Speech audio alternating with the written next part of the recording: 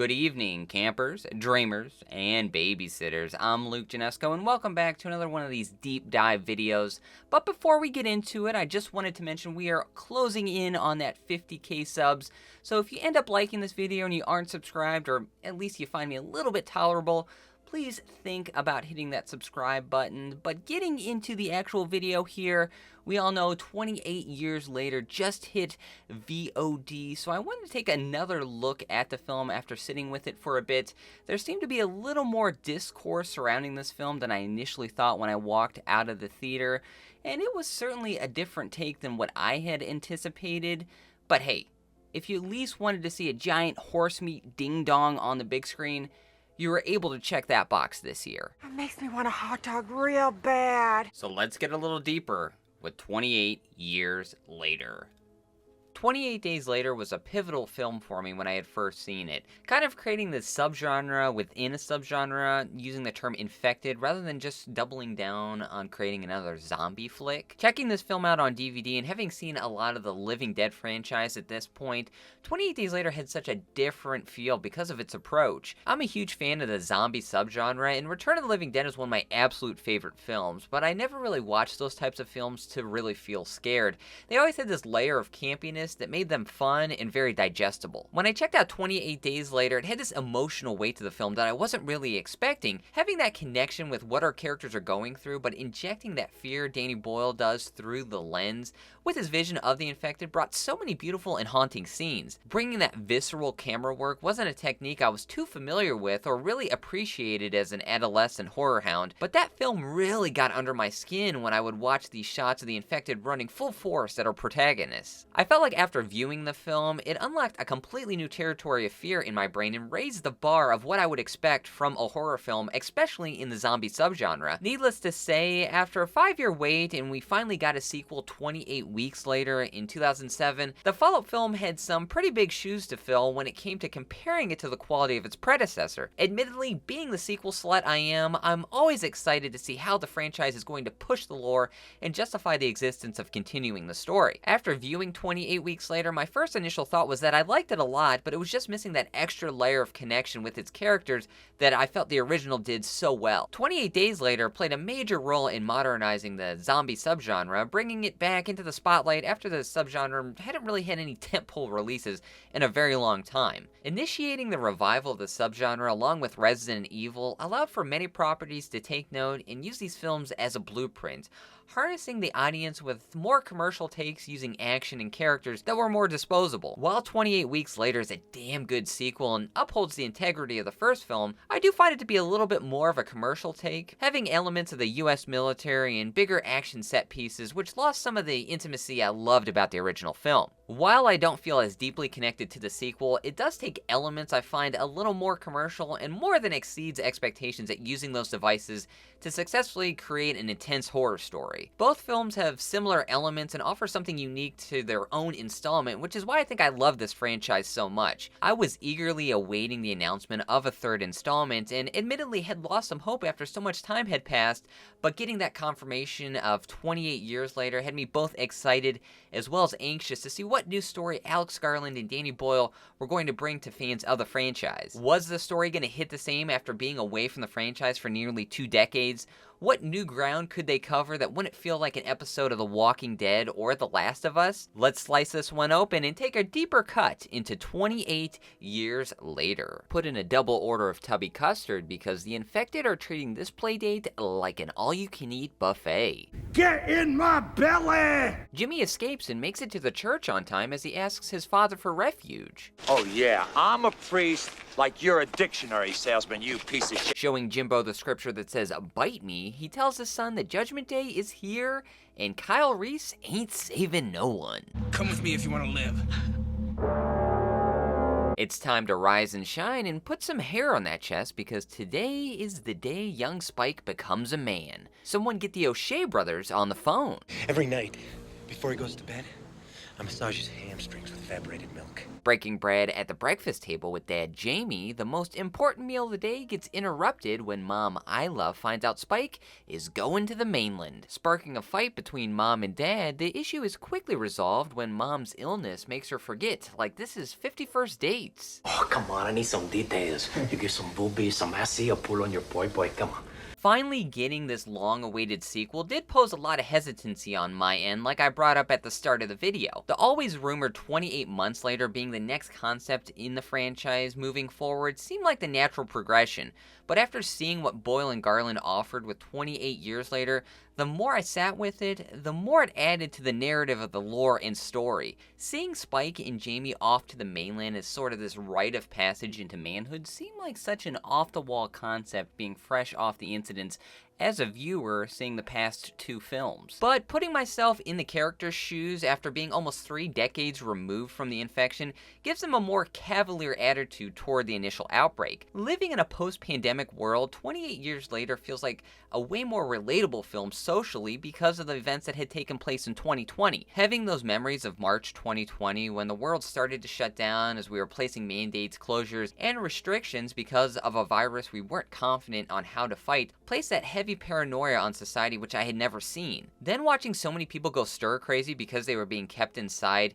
they were eager to get back out with almost no fear as they longed to get back to that sort of normalcy. Living through those events and then seeing Spike and Jamie go on a hunt for Spike to kill an infected gave me a way more relatable feel to this story choice from Alex Garland. Using that time jump so effectively, as a viewer still seeing the infected as this huge threat and then realizing that our characters in our film have lived in this space for a very long time, it gave us the opportunity to see another very human story in this franchise. This avenue of narrative really worked for me and made me draw a lot of parallels to what I love about 28 Days Later. But Garland admitted this wasn't his first idea for a sequel. Actually, the original pitch was very different. Garland's first crack at the sequel revolved around Chinese special forces breaking quarantine and secretly landing on the mainland where the original outbreak occurred in hopes to find a cure. The Chinese special forces would also encounter another group who also broke quarantine, but not to find a cure. Instead, they had plans to weaponize the rage virus. Wanting to add a subversive element to the story, Garland explains that since our heroes of this version of the story were Chinese, this take of the story would actually be in Chinese, unlike their previous 2 installments, and would have English subtitles. Turning this version of the script into Boyle, he could tell Danny was a little less enthused by the idea, and reflecting back,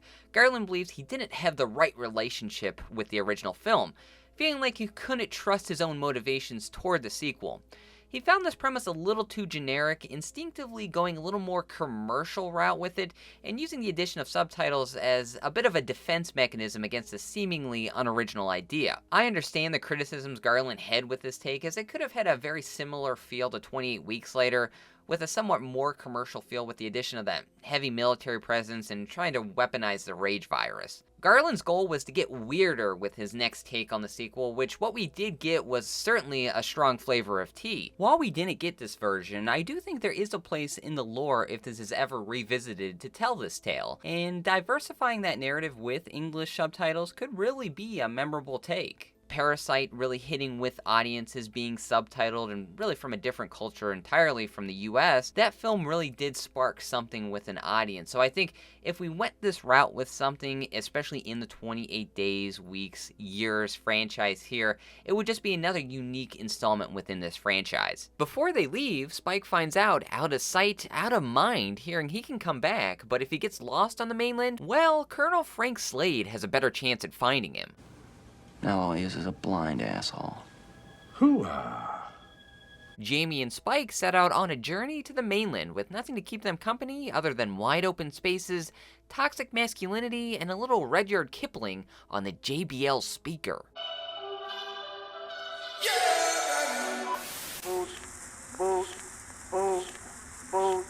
Moving up and down again. Father and son bonding gets interrupted by these slow lows, but only momentarily when we find out these chubby chasers are quite the marksmen. Hey! Jamie and Spike run into an infected whose whole world has been turned upside down, but Spike terminates this project of mayhem because in death his name is goddamn Robert Paulson. His name is Robert Paulson. Come on, Guys, please, stop it. Is Robert Paulson. Taking in the scenery, we find out the infected have banded together and formed a faction. This might not be the NWO or Four Horsemen, but this is still one badass evolution. Woo! Randy, you ready to go? Tonight's your night, Big Daddy. Seeing this new spin on the infected was one of my favorite parts of the film because it really makes use of the time passage concept that we're using in the sequel. Garland explained that the infected are in fact that, people who are infected with a virus, but they still need nourishment like the non-infected, which is the epicenter of this idea. Being ill-equipped over time to find food, the infected formed packs, and in a natural hierarchy, an alpha formed as well as other variants like Slow-Lows. Feasting on less refined sources of protein like worms and scraps, the Slow-Lows are downright terrifying in their own right. The camera shot attached to the back of one of the Slow-Lows that gives it this hulking-like quality, and then seeing this massive figure pull itself along the ground just made me feel all kinds of gross. Establishing the alphas in the manner the narrative does really gives the film this unsettling nature I didn't get in the previous two films. The night vision shots of the infected tearing apart a deer and the alpha sticking its head in the tree caught me off guard in the theater, and then realizing the dynamics behind this new threat gave me one of those oh shit moments. Having the alpha pursue Jamie and Spike as they try to get back to Holy Island on the causeway is probably the most intense moment in the film, and that build-up of the alpha running through the woods provides perfect tension. Then as we see later, an infected giving birth, which although there's no clarification if the infected are actually procreating or she was already pregnant prior to becoming an infected, creates this talking point as Garland applies that evolutionary logic to these infected people. While we did see a version of this in Zack Snyder's Army of the Dead, it felt a little more organic here in 28 years later because of the emphasis on the passage of time, really showing how lucrative this device can be. Prior to this film, we were just dealing with one type of infected, but opening up this idea that they are evolving creates some interesting dynamics with what we could see down the line with other installments in this franchise. After using the infected as target practice, Jamie and Spike take a page out of Anne Frank's diary when they decide to hide in an attic away from these infected idiots. Ooh, that's a bingo. Taking in the view from above, Spike asks his papa to illuminate him about the fire off in the distance, but Jamie spins a web of secrets when he dismisses Spike's request. You sit on a throne of lies. Look, I'm not kidding. You're a fake. I'm a fake? Yes. Making a break for it after the building collapses, father and son say take me home, but their bonding moment gets interrupted when Spike feels it coming in the air tonight. You're close, my guy. The duo make a mad dash across the causeway because that ain't no Running Man behind them. I'm going to ram it into your stomach and break your goddamn spine. Ah! With a little help from the Night Watch, that alpha gets turned into a beta when he becomes an infected pincushion. Celebrating with a night of drinking and dining, Spike steps out to make a little room, but heads back home when he catches Jamie ordering, well, off the menu. It's good. Reeking of booze and babes, Jamie's scramby egg breakfast gets ruined when Spike confronts him about the maniacal MD that can help his mama. I made you breakfast, and we were eating, and No. Ow. scramby eggs. This horror movie turns into a family drama when Spike tells Jamie to put on his scarlet letter and get out because he knows what Daddy has been doing. Who is your daddy, and what does he do? Telling a few little lies himself, Spike distracts the Watchman as he takes Mom to the mainland. But after realizing it's just her and Spike, this mommy with memory issues thinks they may be in a pickle. Now, we are fucked. Taking refuge in a church for the night, this plus-size scavenger nearly catches Spike lacking, but we find out this matriarch with memory loss had a reserved room at the Continental when she makes the Slow-Lo check out early.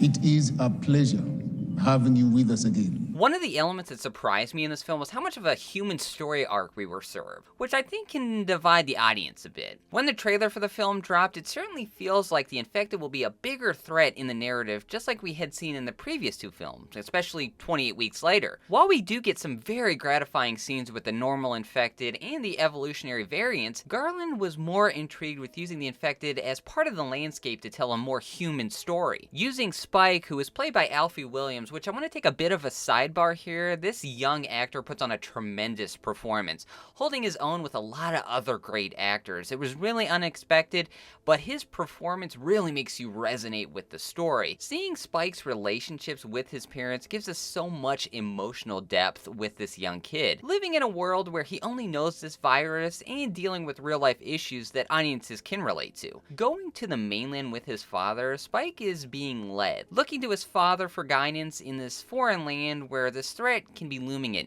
any instance. It gives our characters such an authentic feel, seeing Spike unsure and hesitate when killing the infected, missing shots, and Jamie having to bail him out. It adds so much tension within that first part of the story, connecting with Spike and really making you root for him. Then watching those roles almost reverse as he takes the lead as he travels to the mainland with his mother, taking it upon himself to find her help for her sickness. With his mother, Spike has moments of confidence transitioning into manhood like his father wanted him to, but also vulnerability and some moments of levity. Seeing that juxtaposition of Spike interacting with both his parents, with Jamie, he's stuck in the attic and they're together, but they also do feel separate.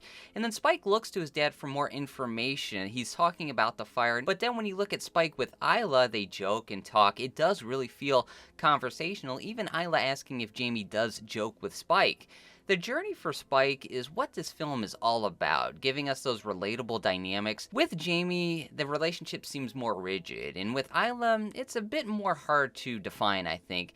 It's really just a boy who loves his mother. Catching up with the quarantine patrol, they seem to be in a hurry from the impending storm, but it ain't raining men. No, just the infected as they all try to find a haven of rest. Finding safety only momentarily, these gents must have ordered a $5 footlong of fear as this alpha shows up and rearranges their spines. I eat 3 every day to help keep me strong. When Mama loses her memory again, Isla and Spike find themselves in a hot pursuit of the infected. Running on E, they try to break dinner plans with these infected when an unexpected guest helps them cook this tainted meat. Plating in 5. Yes, Chef! I love you all. We love you too, Chef! Eric turns out to be more of a lifesaver rather than a Swedish fish, bailing out mother and son and then sharing some stories about his former Botox babe. Coming to my trap! Hearing screams from a derailed locomotive, Isla finds an infected doing her own franchise spin-off called 9 Months Later as her baby bump is about to burst. Delivering a non-infected baby girl, this postpartum party is cut short when Eric throws a baby shower of bullets just before he meets his maker, courtesy of this maniacal meat stick. Daddy, would you like some sausage? Daddy, would you like some sausages? Living their lives a quarter mile at a time and trying to win this race of life, Spike and Isla try to outrun this alpha. It don't matter if you win by an inch or a mile. Winning's winning. Vin, I think maybe in this case you mean an inch or 12. One of my favorite aspects in the 28 Days franchise is that we always come into a world where the table has already been set. We had a slight learning curve with Jim in the original film, but all the other characters were living in this infected world, just trying to survive when we meet them. In 28 weeks, the military was trying to rebuild and get back a sense of normalcy as the virus was thought to be extinguished. Here in 28 years later, we learned that the British mainland was quarantined and survivors were left to fend for themselves, giving us this kind of abandon all hope feel for our characters. The introduction of the Eric character gives us a little more insight into the current world and what globally the landscape really looks like. We see Jimmy watching Teletubbies at the beginning prior to the breakout and then instantly cut to Spike on Holy Island, and it has almost this medieval quality with those battling dynamics of this is the future, but it somehow feels like the past. Eric illustrates what Danny Boyle calls a culture block, which is perfectly displayed when Eric explains to Spike what his phone is and how his friend is a delivery driver. We realize the global world has gone on living their lives while this small section has been completely abandoned and left to figure things out on their own. Providing this commentary through a lot of comedic interaction gave the film and world an extra layer, seeing how the world has moved on from this infection with its only goal is to contain and not provide any sort of help. I felt like it intertwined some of the message 28 weeks later provided, bringing us a lot of connective tissue within the franchise. franchise. Turning this 12 inches of terror into a sleeping giant, Spike is paging Dr. Kelson as the newly formed trio steps into his office. No white walls or parchment paper here, Kelson only decorates with bones and skulls as a tribute to the dead. Let's get weird! Let's get weird! Weird! Get weird! After adding Eric's head to the mantle, Kelson tells Isla the doctor will see her now as he delivers some grave news. I'll see you after the weekend. Thank you, doctor. Finding out she has cancer, Ian Kelson, MD, informs Isla today's copay will be her life, since this is a procedure insurance won't cover. If I'm not covered, I got a serious problem. I understand that. After Isla's death, Spike places her skull at the top of the bone temple while he's tripping balls. But this funeral procession gets interrupted by this macho man when he goes a little savage, but he's not packing a Slim Jim. Wanna light up your life? Yeah! Never do a Slim Jim! This alpha's 3 minutes of playtime gets cut short when he finds himself in a bit of a sleeper hold like this is a goddamn Roddy Piper match. After dropping off baby Isla, Spike's dinner plans get interrupted by the infected. Getting bailed out by Jimmy and his cohorts in matching tracksuits, these aren't the Tannenbaums, but they do kick some royal ass as we realize friendship is magic. Let's be pals. He's not your friend, guy. I'm not your guy, buddy. He's not your buddy, friend. Introducing the third piece to Spike's journey is Kelson, played by the phenomenal Ralph Fiennes, which is easily one of my favorite characters I've seen on screen this year. Alex Garland had talked about the traditional trajectory of a story. Typically, we get the bigger punch toward the end of a film, whether it's a big battle or just the biggest form of the threat. But here, you don't get the horror that we could expect from the Kelson character. Garland wanted to subvert expectations, calling Kelson the inverse KURTZ, which is a reference to Colonel Kurtz from the book Heart of Darkness or film Apocalypse Now.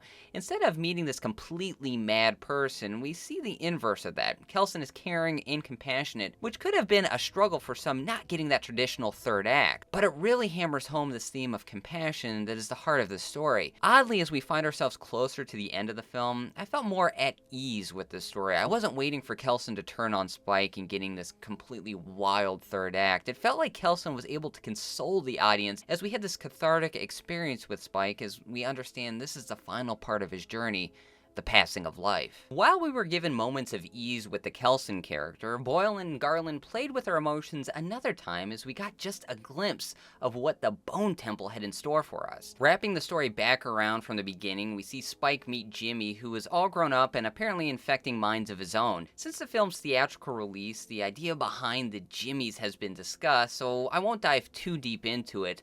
The apparel and style being a tribute to media personality Jimmy Savile, who certainly has a questionable past. Playing with the time of the infection and essentially stopping time so Savile's past doesn't come out shows another interesting commentary on how our idols can be knocked off a pedestal in just an instant. I mean, I could be a Bill Goldberg fan if the world stopped on December 18th, 1999.